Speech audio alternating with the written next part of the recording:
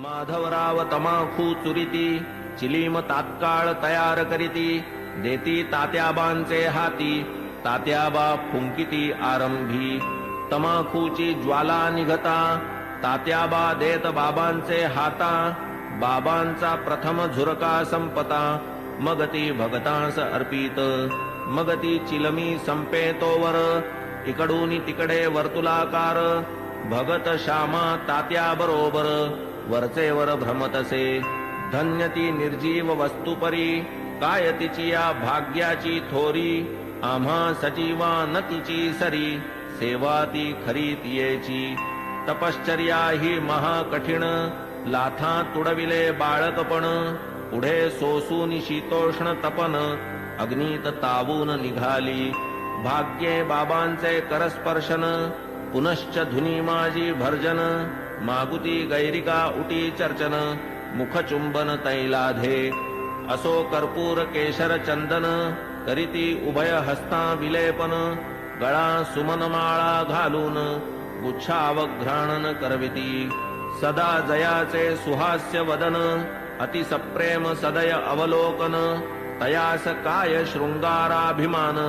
राखिला हा मान भक्तांचा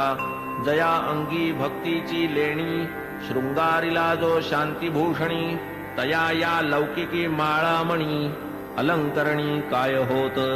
की जो वैराग्याचा पुतळा तयास किमर्थ पाचूंच्या माळा परी अर्पिता ओढवी गळा भक्तांचा सोहळा पुरवितो स्वर्ण पाचू दिव्यहार गळा विराजती मुक्तासर अष्टाष्ट षोडश जयांचे पदर अभिनव पुष्कर मिश्रित जाई जुई तुलसी माळा आपाद जयाचे रुळती गळा मुक्तकंठा कंठनाळा मिरवी झळाळा अपूर्व सवे पाचूचा हेमहार सुवर्ण पदक हृदयावर निढळी श्याम तिलक सुंदर अतिमधुर शोभा दे तयास काय म्हणावे फकीर भासे सतेज वैष्णव प्रवर वरी डोलती छत्र चामर शेला जरतार श्री शोभे बहुधा जोग प्रेम निर्भरी मंगल वाद्यांची या गजरी पंचारती घेऊनी करी बाबांवरी ओवाळीत पंचोपचार पूजा समेत घेऊनी पंचारत घवघवीत निरांजन कर्पूरवात ओवाळीत बाबांस मग ही आरती जेव्हा संपत एक एक सकळ भक्त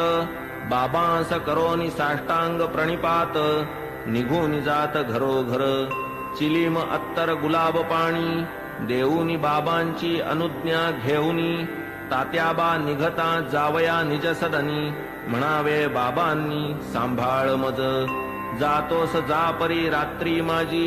मधून मधून खबर घे माझी बरे हो म्हणून मग तात्याजी चावडी त्यजी जाई घरी ऐसे लोक जाता समस्त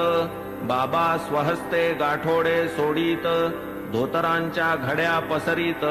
स्वहस्ते रचित निजशेज 60-65 शुभ्र चादरी घडिया मांडूनिया पुढारी स्वये तयांच्या रचूनिहारी पहुडती वरी मग बाबा ऐसिया चावडीची परी इत्थंभूत झाली इथवरी आता कथाजी राहिली दुसरी अध्यायांतरी वर्णिजेल तरी श्रोता कीजे क्षमा अगाधया साईंचा महिमा संक्षिप्त वदता राहीन सीमा गुरुत्व धर्मा पावे तो आता साईंची हंडीची कथा आणिक ज्या ज्या राहिल्या वार्ता पुढील अध्यायी कथीन समजता सादर चित्ता असावे अखंड गुरुस्मरण स्वार्थ तोच हेमाडा निज परमार्थ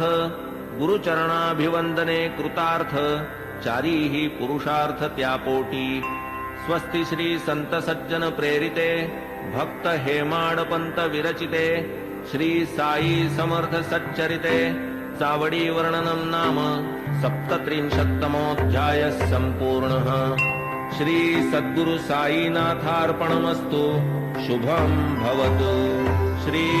सच्चिदानंद सद्गुरु साईनाथ महाराज की जय।